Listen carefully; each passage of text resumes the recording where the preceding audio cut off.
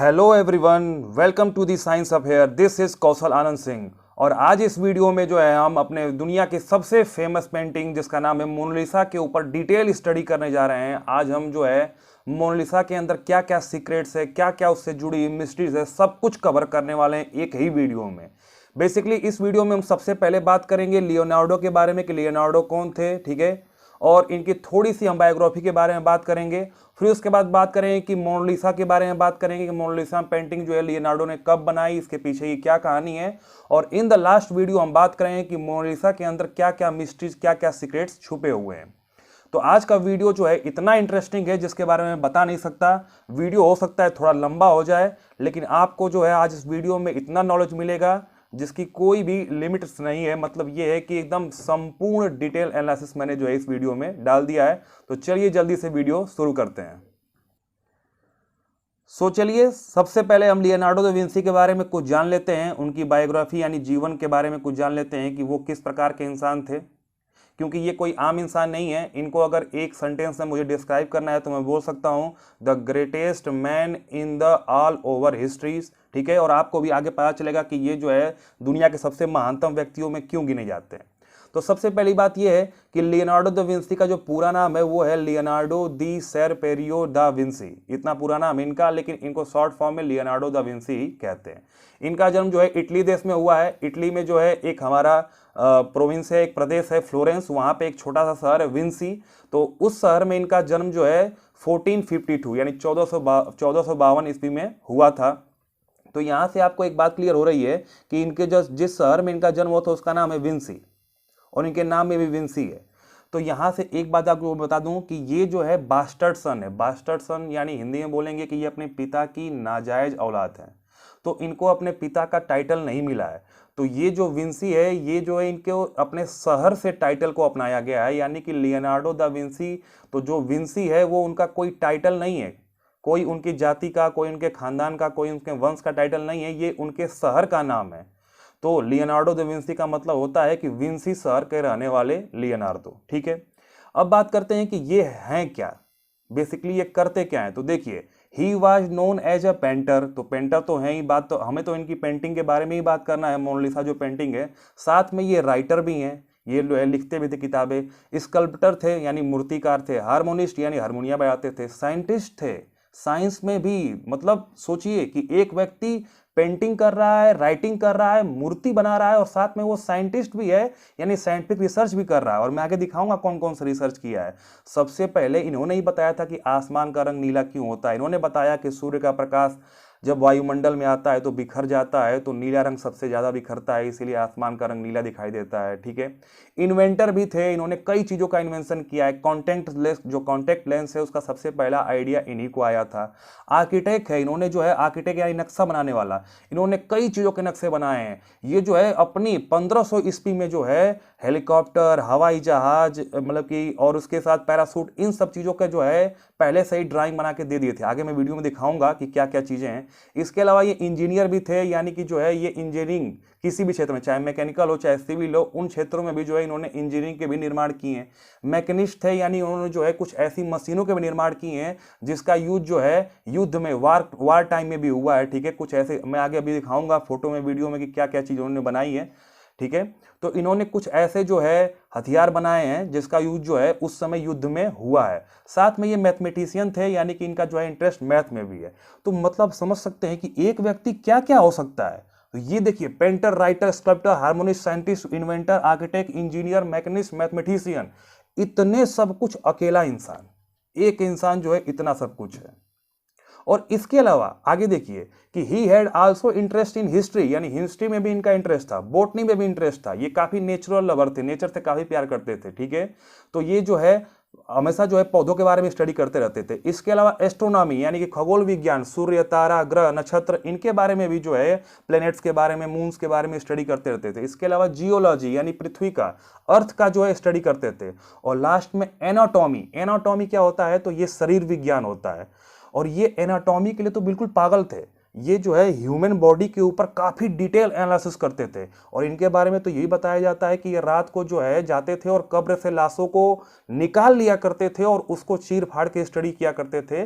तो एनाटॉमी में तो इनका गहरा इंटरेस्ट था। और सोच सकते हैं आप कितने साइको हैं ये अपनी चीज़ों को लेकर, और इतना सब कुछ अपनी लाइफ में जो है ये अचीव किए हैं। हर क्षेत्र, कोई भी क्षेत्र छोड़ा नहीं है इन्होंने, देख सकते हैं आप। जबकि ये बात 1500 के, उस समय जो है बहुत ज़्यादा ब्रांचें दुनिया में थी ही नहीं रिसर्च की, फिर भी हर ब्रांच में जो है इन्होंने अब कुछ ना कुछ योगदान दिया है। और फिर मैं आगे दिखाऊंगा अभी क्या क्या है, ठीक है। अब देखिए जो अगला पॉइंट है वो ये है कि ही वाज एन एम्बीडेक्ट्रस, ठीक है। एम्बीडेक्ट्रस क्या होता है, तो ये जो है दोनों हाथों से राइटिंग करते थे। जैसे कि आप लोगों ने 3 इडियट मूवी में वायरस का कैरेक्टर देखा होगा, जो प्रिंसिपल वायरस थे, वो दोनों हाथों से राइटिंग करते थे। तो वैसे ही जो है ये जो है हमारे लियोनार्डो दा विंसी, ये दोनों हाथों से राइटिंग कर सकते थे, दोनों हाथों से लिख सकते थे। और यही नहीं, ये भी है कि एक हाथ से लिखते थे और एक हाथ से पेंटिंग भी करते थे। मतलब क्या थे, क्या ही बोले इनके बारे में। और साथ में ये मिरर राइटिंग भी करते थे, और ज्यादातर ये मिरर राइटिंग ही किए हैं, यानी कि हर जो है वर्ड्स को ये उल्टा लिखते थे। आगे मैं इनके जो है सारी लेखनी दिखाऊंगा इसके स्लाइड के बाद, नेक्स्ट स्लाइड में। तो आप पाएंगे कि जितना भी लिखा इन्होंने है अपनी बुक्स में, रिसर्च में, वो सब के सब मिरर राइटिंग में है, यानी कि सारे के सारे वर्ड उल्टे लिखे हुए हैं, ठीक है। तो आप देख सकते हैं कितने महान व्यक्ति थे। और इसके साथ साथ ये he was a natural and animal lover, यानी नेचर से बहुत प्यार करते थे, एनिमल लवर थे। ये जो है जानवरों को मारने के खिलाफ थे, ठीक है, इसीलिए शाकाहारी भी थे। तो ये काफ़ी अच्छी बात है। और इनकी जितनी भी साइंटिफिक रिसर्चेज हैं, ठीक है, वो कोडेक्स हैमर नाम की बुक में जो है पूरी की, इन्होंने जो एक बुक लिखी उसका नाम है कोडेक्स हैमर। उसमें अपनी सारी की सारी साइंटिफिक रिसर्च जो है उसमें लिखी हुई है, लेकिन मिरर राइटिंग में है, ठीक है। पहली बात तो ये है कि वो इटालियन लैंग्वेज में है, तो हम लोग को तो समझ में आएगी ही नहीं। दूसरी बात ये है कि वो मिरर रूप में है, यानी कि सब के सब लेटर जो है उल्टे लिखे हुए हैं, तो हम तो मतलब कि पढ़ने में सबको समस्या होने वाली है। फिर भी मैं दिखाऊंगा आप लोगों को कि उसमें क्या क्या चीज़ें हैं। तो कोडेक्स हैमर, ठीक है। हालांकि कोडेक्स हैमर को जो है लगभग 1994 में जो है बिल गेट्स ने खरीद लिया था, लगभग 30 मिलियन यूएस डॉलर रुपए में, ठीक है। और उसके ऊपर जो है 3 साल रिसर्च भी किया उन्होंने, उसमें क्या क्या चीज़ें हैं, और उससे काफ़ी जो है नॉलेज भी प्राप्त किया। तो आप समझ सकते हैं कि बिल गेट्स ने जो है इनकी बुक खरीदी 30 मिलियन यूएस डॉलर में, और उससे उस पर रिसर्च किया। और आज देख रहे हैं बिल गेट्स कितना आगे हैं। तो जाहिर सी बात है बिल गेट्स ने इनको फॉलो जरूर किया होगा, इनकी बातों को फॉलो किया होगा, ठीक है। तो आगे बढ़ते हैं। तो देखिए जब कोडेक्स हैमर जो है, देखिए 3 साल रिसर्च करने के बाद जो है बिल गेट्स ने जो है इसको जनरलाइज कर दिया, यानी सबके पढ़ने के लिए इसके वेबसाइट पे डाल दिया। तो लोगों ने देखा कि इसमें क्या क्या चीज़ें हैं। तो देख रहे हैं ये जो नक्शे हैं, ये जो स्ट्रक्चर है, बॉडी स्ट्रक्चर, ये सभी के सभी बॉडी स्ट्रक्चर जो है 1500 ईस्वी में बनाए थे हमारे लियोनार्डो दा विंसी ने, ठीक है। तो मैं बताया हूँ ये सभी एनाटॉमी के भाग है। एनाटॉमी क्या होता है, तो बॉडी की स्टडी, ह्यूमन बॉडी की स्टडी को बोलते हैं एनाटॉमी, यानी शरीर विज्ञान। तो मैं बताया हूं कि वो लगभग 30 से ज्यादा लाशों को जो है कब्र से निकाल लेते थे, रात को चोरी से जाते थे, कब्र से निकाल लेते थे और उनको चीड़ फाड़ करके स्टडी करते थे। और ये सारा बॉडी का जो है स्टडी किए हैं कि ये बॉडी कैसे काम करती है। और ये सब दिख रहा है आपको, ये हाथ, ये हमारा आर्म्स, ठीक है ना, ये सर हमारा, ये गर्दन, ये सब जो है उन्होंने उस समय बना दिया था इतना परफेक्ट। और जाहिर सी बात है पेंटर कलाकार तो थे ही, तो एकदम परफेक्ट बनाया है। जो आजकल हम लोग 3D मैपिंग में बनाते हैं, उस समय उन्होंने जो है पेंसिल से और पेन से और जो भी उनके पास रहे होंगे पेंट ब्रश, उससे बना दिया है, ठीक है। और जो भी ये लिखावट है आप लोगों को दिख रहा है, सब के सब उल्टे हैं, मिरर राइटिंग में है। आगे बढ़ते हैं। तो देखिए जिसकी मैं बात कर रहा था कि 1500 ईस्वी में इन्होंने पैरासूट का डिजाइन दिया था। पैरासूट कैसा होगा, कैसे काम करेगा, आप देख सकते हैं कितनी इंटरेस्टिंग बात है कि आज से 500 साल पहले जो है ये सब डिजाइनिंग। हेलीकॉप्टर कैसे काम करेगा, हाँ ये है कि ये आज के हेलीकॉप्टर की तरह नहीं दिख रहा होगा, लेकिन हेलीकॉप्टर कैसे काम करेगा, कैसा होना चाहिए, देख रहे हैं कि उस समय उन्होंने बता दिया था कि हेलीकॉप्टर कुछ इस प्रकार होगा, जो घूमेगा तो हवा में तैरेगा। एरोप्लेन कैसा होना चाहिए, एरोप्लेन की मॉडलिंग कैसी होनी चाहिए, तो इसमें 2 जो है पंख होने चाहिए, इस साइड, तो ये जो है एरोप्लेन उड़ सकेगा। यानी ये सब मॉडलिंग जो है, आर्किटेक्चर जो है, ये 1500 के सन के जो है अपने ही समय बना के चले गए। जो आज जो हम इन्वेंशन कर रहे हैं वो समझ लो कि इन्हीं की देन है। तो आप देख सकते हैं कितना जो है ये आगे थे अपने समय से और कितने बड़े जीनियस थे ये। फिर आगे देखिए सबसे इंटरेस्टिंग बात, इनके जो है कोडेक्स हैमर में जो है एक चैरियट यानी रथ का जो है इन्होंने फिगर दिया है, ठीक है। और जिसमें आप देख सकते हैं कि इसमें ये जो दिखाई दे रहा है ये ब्लेड्स है, ठीक है। ये जो दिखाई दे रहा है ये ब्लेड्स है, यानी कि ये जो चैरियट चलेगा, ऊपर भी यही है नीचे भी यही है, तो ये जब चैरियट चलेगा तो ये ब्लेड चारों तरफ घूमेगा। तो ये जो है एक हथियार की तरह काम करेगा कि जब ये चैरियट यानी रथ जब चलेगा तो आगे जो भी शत्रु सेना होगी, अपोजिट एंटी पार्टी होगी, उसके सैनिकों को ये जो है पूरा काटता चलेगा। तो इससे आपको समझ में आ रहा है, आप लोगों ने बाहुबली मूवी देखी है, तो बाहुबली में जो भल्लाल देव का रथ होता है वो इसी से इंस्पायर्ड होता है, ठीक है। यानी एस राजामौली जो डायरेक्टर है बाहुबली के, वो जो रथ लाए हैं वो कोई ऐसा रथ नहीं है कि मतलब कॉन्सेप्चुअल यानी कि इमेजिनरी है, यानी उन्होंने भी जो है लियोनार्डो दा विंसी को कॉपी किया है। आप देख सकते हैं यहाँ से आप अच्छे से समझ पा रहे हैं कि ये रथ है, यहाँ पे इस चैरियट को चलाने वाला खड़ा होगा और ये जो ब्लेड्स है काफी लंबे होते हैं और नुकीले होते हैं, तो ये जब चलेगा तो ये पहिए घूमेंगे तो ये ब्लेड भी ऐसे क्षैतिज में यानी हॉरिजॉन्टल फ्लाई में घूमेगा, लंबे लंबे ब्लेड रहेंगे, ठीक है। ये तो बस एक छोटा सा भाग दिखाया गया है इसको छोटे रूप में कि ऐसा होगा। तो जब ये चलेगा तो आगे जो भी हमारा जो शत्रु होगा, जो भी इंसान खड़ा होगा, वो पूरी तरह से क्या हो जाएगा, कट जाएगा।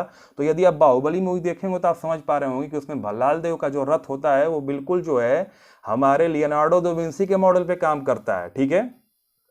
आगे देखिए, जो पहले तीर धनुष थे उसमें क्या समस्याएं थी कि बार बार जो है इस पर तीर कमान पे चढ़ाओ और फिर जो है इसको मारो, लेकिन इन्होंने जो है एक ऐसे जो है तीर कमाने का आविष्कार किया था जो मशीन गन की तरह काम करता था। यानी कि इसमें एक बार में सारे के सारे तीर जो है फिट कर दो, उसके बाद जो है बटन दबाओ यानी कि उसका लीवर खींचो और लगातार उसमें से तीर निकलती जाएगी, ठीक है।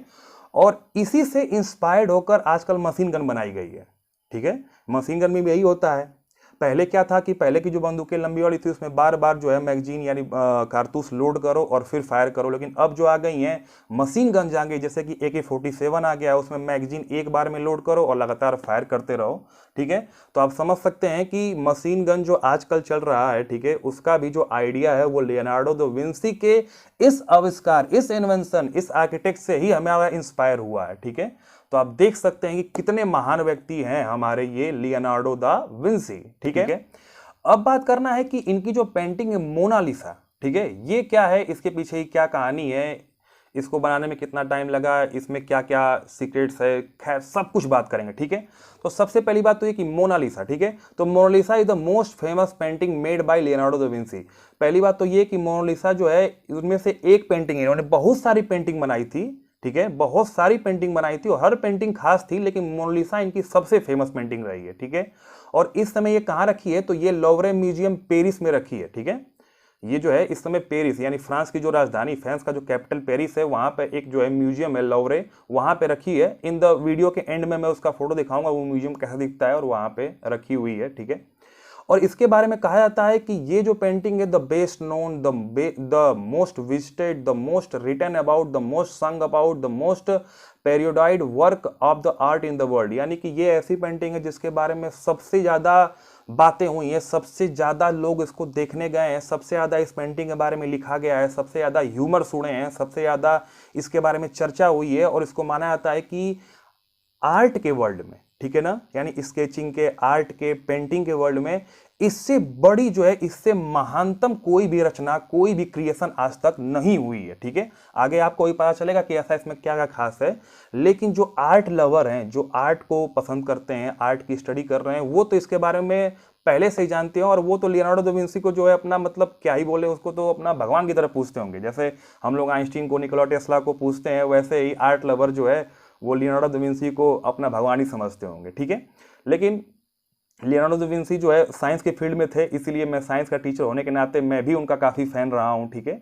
तो ऐसा नहीं है कि मुझे आर्ट से कोई नफरत है। अब हम बात करें कि मोनालिसा पेंटिंग के बारे में जो है हम कुछ बात करेंगे कि मोनालिसा पेंटिंग के अंदर ऐसे क्या क्या फैक्ट है, ठीक है। तो ये है some interesting facts about Mona Lisa painting, ठीक है। तो सबसे पहली बात ये कि जो मोनालिसा पेंटिंग बनाई है लियोनार्डो ने, ठीक है, तो ये जो पेंटिंग है ये बनी है वुड पे यानी कि लकड़ी पे बनी है और इसमें ऑयल पेंट्स का यूज किया गया है। बाकी अलग अलग तरीकों का पेंट का यूज किया है, लेकिन मेनली इसमें ऑयल पेंट ही है। सबसे जो है इसकी इंपॉर्टेंट बात है कि इसमें जो ब्रश यूज किया है लियोनार्डो ने वो 40 माइक्रोन है और उससे भी छोटे छोटे ब्रश है, यानी कि हमारे बाल से भी पतले पतले ब्रशेस का यूज किया है इस जो है पेंटिंग को बनाने में। क्लियर है। और बात करें अगली, तो इसमें जो है 30 लेयर्स लगभग पाई गई है। जब इसको अच्छे से जो है स्पेक्ट्रोस्कोपी में देखा गया और हाई रेजोल्यूशन लेंसेज से इसकी जांच की गई तो पता चला कि लियोनार्डो ने जब इसको बनाया है तो इस पेंटिंग को लेयर्स में बनाया है, एक लेयर के ऊपर एक लेयर, एक लेयर के ऊपर एक लेयर बढ़ाया है और लगभग इसमें 30 लेयर्स बनाए हैं इस पेंटिंग में। ठीक है, इस पेंटिंग को बड़े रूप में मैं आगे की वीडियो में दिखाऊंगा कई बार। ठीक है, तो इसमें कई लेयर पेंटिंग है। ठीक है, और बात करें इस पेंटिंग को बनाने में तो कोई आउटलाइन नहीं है। अब ये समझिए क्या होता है, तो जैसे हम लोग अगर पेंटिंग बनानी है तो हम लोगों को अगर घर बनाना है तो हम ऐसे बनाते हैं, सिंपल सा पहले आउटलाइन ड्रा करेंगे। ठीक है, और आउटलाइन के बाद इसमें कलर फीड करेंगे, कहीं लाल कहीं पीला कहीं हरा कहीं काला। लेकिन ये जब पेंटिंग बनाई थी इसमें कोई आउटलाइन नहीं है, यानी कि इसमें जो है कोई ऐसे नहीं कि पहले ये आंख बनाया गया और उसके बाद जो है ये बॉडी बनाई गई और फिर अंदर कलर फीड किया गया, ऐसा कुछ नहीं है। सीधे कलर का इस्तेमाल किया गया है ऑयल पेंट का, यानी कि ब्रश उठाया गया और हाथ से सीधे बनाया गया, इसमें कहीं आउटलाइन नहीं दिखती है। ठीक है, इस जो है इसको डिटेल से जब स्टडी की गई तो इसमें आउटलाइन बाउंड्रीज नहीं पाई गई। ठीक है, तो ये इसकी सबसे बड़ी खासियत है। इसके बाद इसमें जो है एक ब्लर बैकग्राउंड का कॉन्सेप्ट है, यानी कि ये जो मोनालिसा की पेंटिंग है इसके पीछे का जो ये हमारा पार्ट है, जो बैकग्राउंड है, ठीक है, जो लैंडस्केप पीछे दिखाई दे रहा है जिसमें आप लोगों को पहाड़ या झरने दिखाई दे रहे होंगे, जो भी चीजें हैं, ठीक है, ये ब्लर है। क्लियर है, और उस टाइम तक ऐसी कोई भी पेंटिंग बनी ही नहीं थी जिसमें ब्लर बैकग्राउंड बना। ठीक है, आप पहले समझिए ब्लर बैकग्राउंड होता क्या है। तो जैसे कि आजकल जो है डुअल कैमरा आ गए हैं, क्वाड कैमरा आ गए हैं मोबाइल्स में, तो मोबाइल करता क्या है, तो मोबाइल में एक मोड होता है, उसको ऑन कर देंगे तो आप यदि खड़े हैं कैमरे के सामने तो आप तो एकदम क्लियर दिखाई देंगे, लेकिन जो पीछे का बैकग्राउंड है वो ब्लर हो जाता है। ठीक है, तो ये जो सबसे पहले ब्लर बैकग्राउंड का कॉन्सेप्ट है ये लियोनार्डो ने यूज किया था अपनी मोनालिसा के पेंटिंग में। मोनालिसा के पेंटिंग में जो बैकग्राउंड है, जो बैकग्राउंड इमेज है, वो मोनालिसा के कंपेयर में बहुत ही ब्लर बनाया गया है। तो जो ब्लर बैकग्राउंड का कॉन्सेप्ट है वो जो है सबसे पहले लियोनार्डो ने ही यूज किया, और जो आजकल हम लोग मोबाइल्स में यूज कर रहे हैं और डीएसएलआर के कैमरे में भी यूज कर रहे हैं। तो देख सकते हैं कि ब्लर बैकग्राउंड का जो है इसमें प्रयोग किया गया है। और इसमें कुछ और इंटरेस्टिंग बात है जिससे जो है ये काफ़ी फेमस हो जाती है। तो देखिए इसमें एक बात ये कि ये जो पेंटिंग है वो अनफिनिश्ड है। सुन के आपको अजीब लग रहा होगा, लेकिन ये पेंटिंग कभी लियोनार्डो ने पूरी की ही नहीं।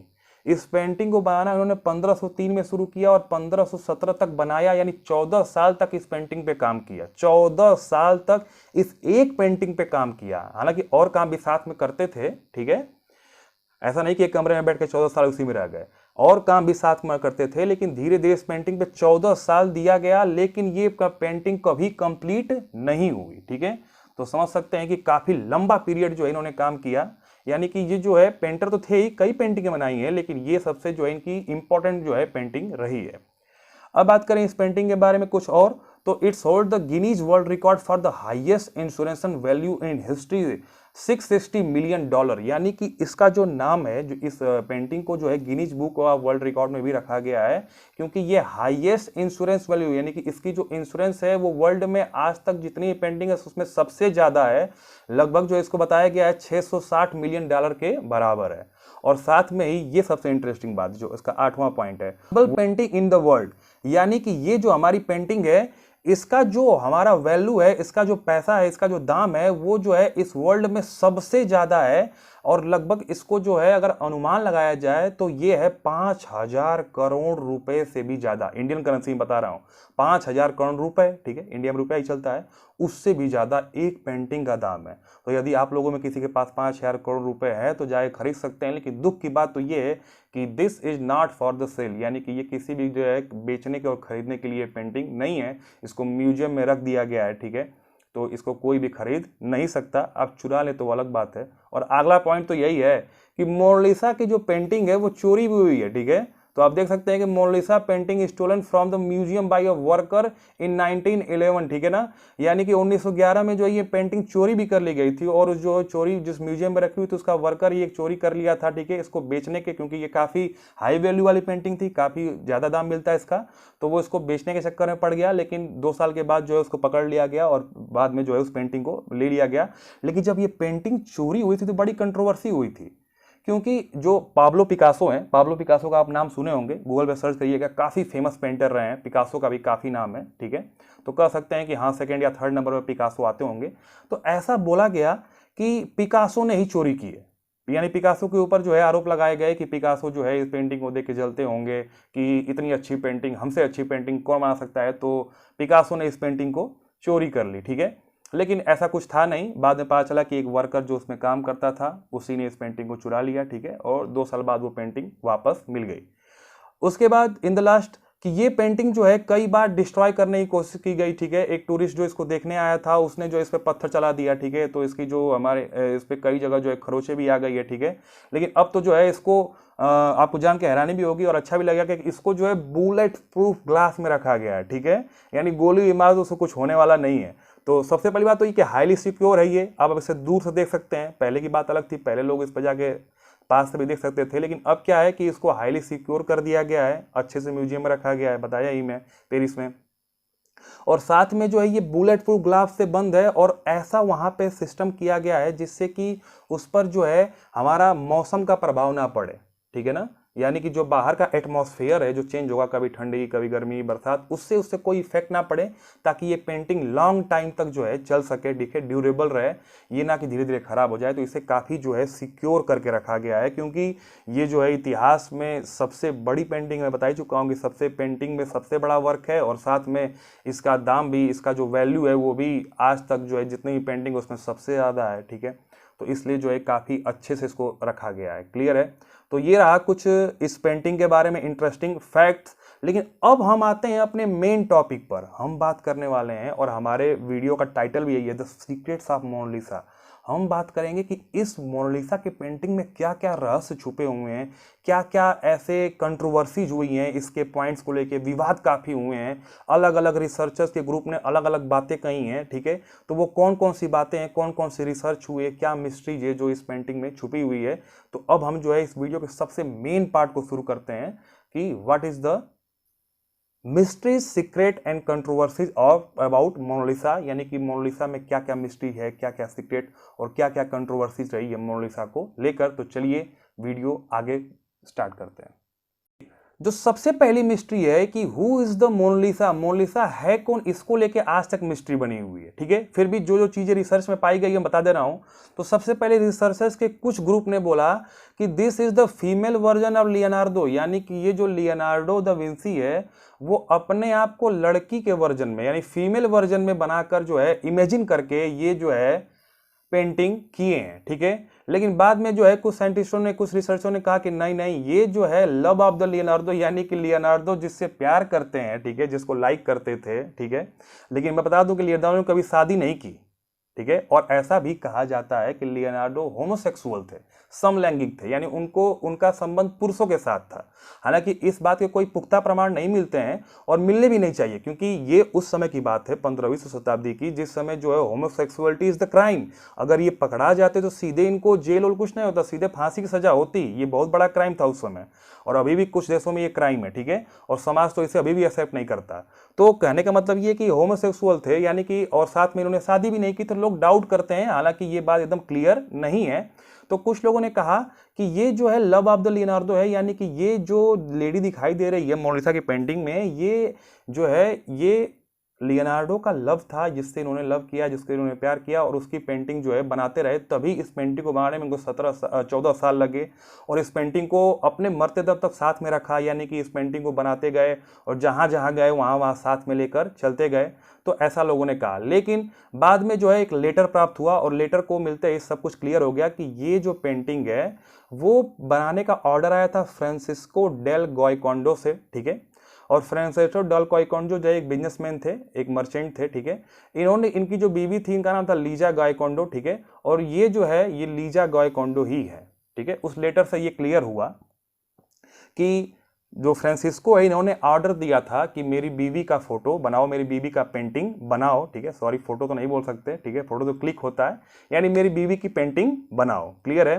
तो इस लेटर मिलने के बाद जो है ये क्लियर होगा कि ये जो है फीमेल वर्जन नहीं है लियोनार्डो का, और ना ही लियोनार्डो का ये प्यार है, ठीक है। ये जो है एक लेडी थी, ठीक है, और ये फ्रांसिस्को की बीवी थी, जिसका इन्होंने, फ्रांसिस्को ने ऑर्डर दिया था कि बनाओ। लेकिन दुर्भाग्य ये रहा कि कभी फ्रांसिस्को को यह पेंटिंग मिली नहीं। रीजन ये कि अनफिनिश्ड पेंटिंग है, ये पेंटिंग कभी पूरी ही नहीं होगी, तो देंगे कैसे, ठीक है।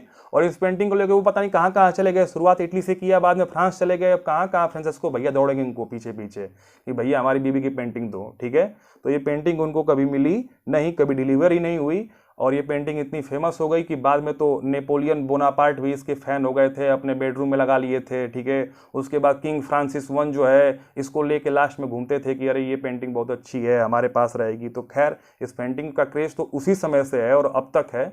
तो ये पेंटिंग कहाँ फ्रांसिस्को को मिलने वाली है। चलिए आगे चलते हैं। हाँ, फिर भी जो है इसको, इस बात को लेके अभी मिस्ट्रीज है। कुछ लोग भी जो है अभी कहते हैं कि नहीं नहीं ऐसा नहीं है, क्योंकि इसमें जो है थोड़ा डाउट ये होता है कि मान लीजिए कि फ्रांसिस्को की वाइफ को उन्होंने एक बार देखा और एक बार देखने के बाद 14 साल तक जो है उसके चेहरे को याद रखना दिमाग में, ये तो पॉसिबल है नहीं।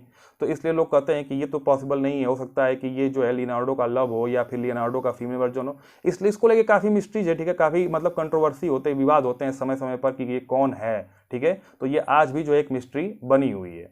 आगे बढ़ते हैं। तो ये देखिए कि जब मोनालिसा की पेंटिंग को देखेंगे आप तो आप पाएंगे इसकी आईब्रोज नहीं है, ठीक है। आप अगर देख पा रहे हो शायद, तो इसमें आईब्रो नहीं है। तो इसको लेके भी जो काफी कंट्रोवर्सी खड़ी हुई कि भैया ये आईब्रो क्यों नहीं बनाया हमारे लियोनार्डो ने। तो उस समय क्या था कि जो प्रोस्टिट्यूट और सेक्स वर्कर हुआ करती थी वो उनके आईब्रोज नहीं हुआ करते थे, आईब्रोज रखती नहीं थी, ठीक है। वहां का ट्रेंड जो भी रहा हो उस समय।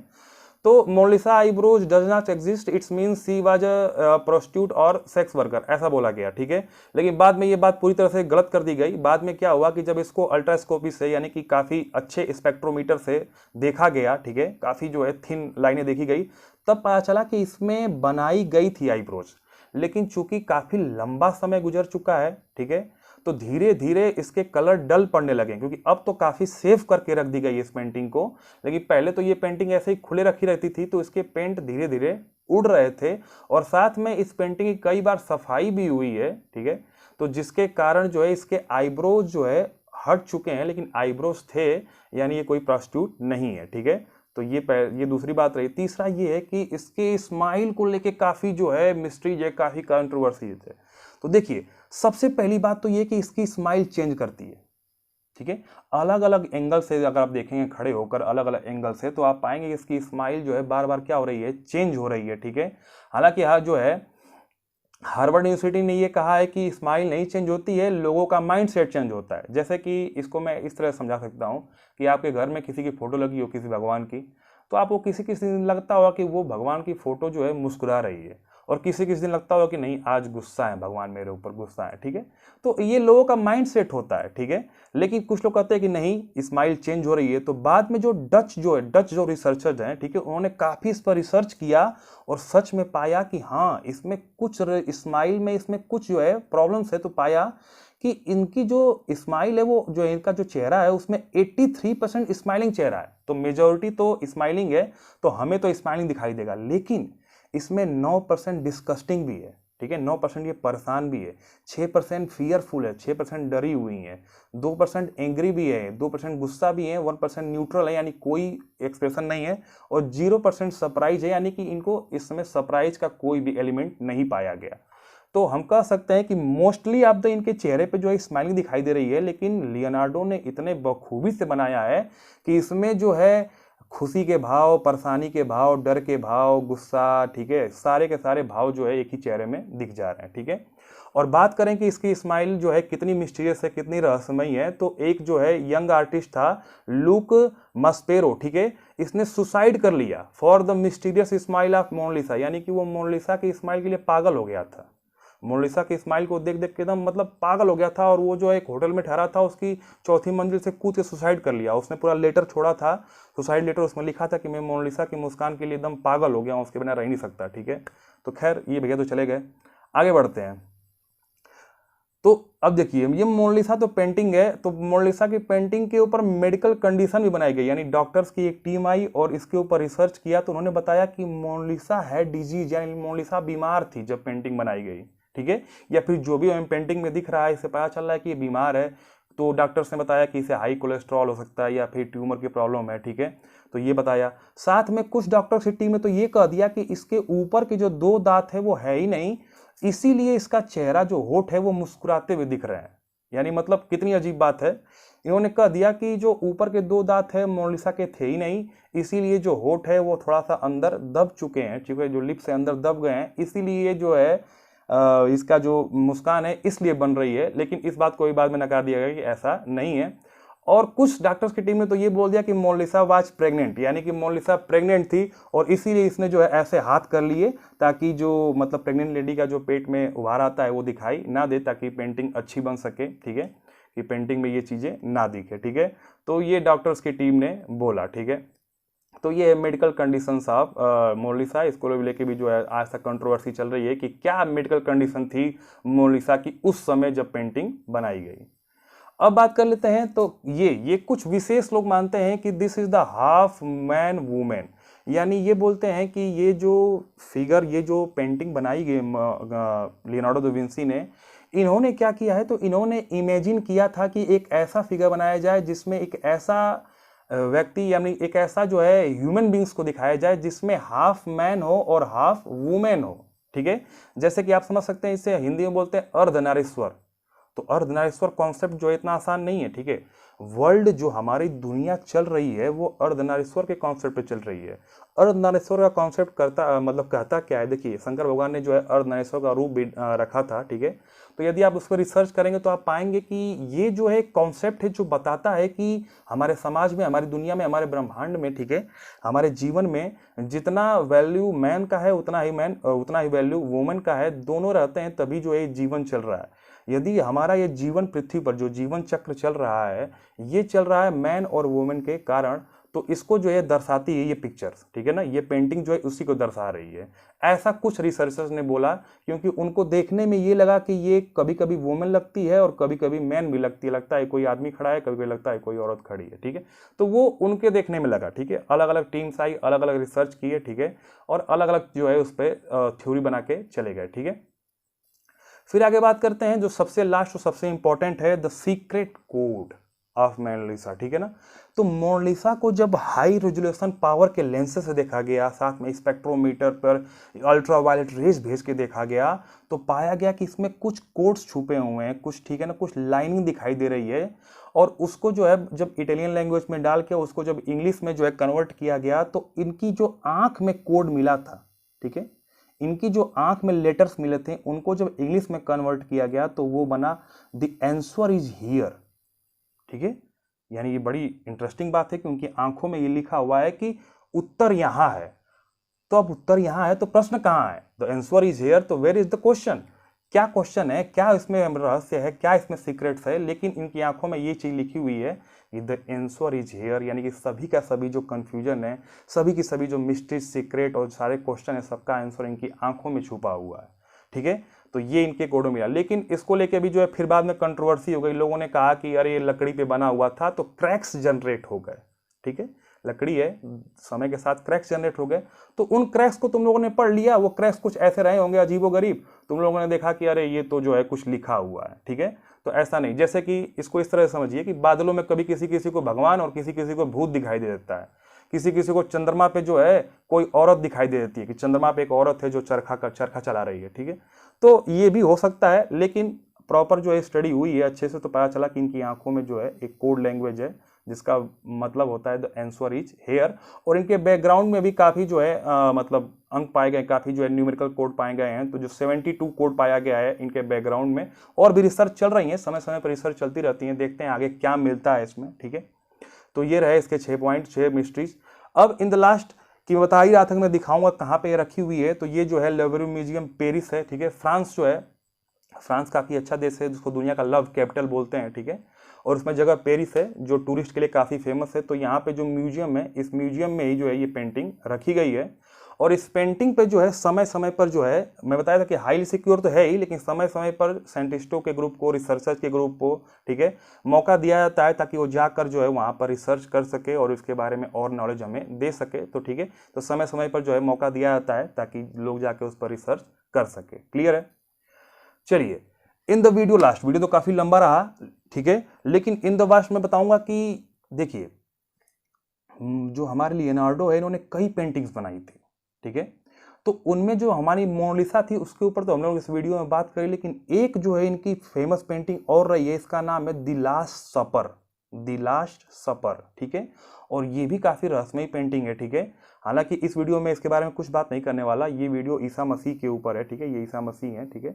इनके ज़्यादातर जो पेंटिंग्स है वो जीसस क्राइस्ट यानी ईसा मसीह और मदर मैरी के ऊपर ही थे। तो इसमें जो है एक पेंटिंग ये है कि जब ईसा मसीह को सूली पे चढ़ाने ले जा रहे थे तो उससे जस्ट पहले का जो है ये जो सेगमेंट दिखाया गया है, जो दृश्य दिखाया गया है कि उस समय जो है लोग खा रहे थे तो क्या क्या इसमें चीज़ें हैं, तो इसको लेकर भी काफ़ी जो है इसमें कंट्रोवर्सीज है, लेकिन इस वीडियो में नहीं बता सकता, बहुत लंबा हो जाएगा। तो मैं जो है, अगर आप लोगों को ये वीडियो अच्छा लगा और आप लोगों को रियलिटी में कुछ रिसर्च वाली चीज़ें, कुछ मिस्टीरियस चीज़ें पसंद है, तो मैं ये बताना चाहूँगा कि एक मूवी है द विंसी कोड, ठीक है। ये जो है टॉम हैंक्स, ये जो एक्टर है Tom Hanks, my favourite actor और one of the favourite actors, कई फेवरेट एक्टर हॉलीवुड में। तो ये जो टॉम हैंक्स की मूवी है ये बहुत ही लाजवाब मूवी है, ठीक है।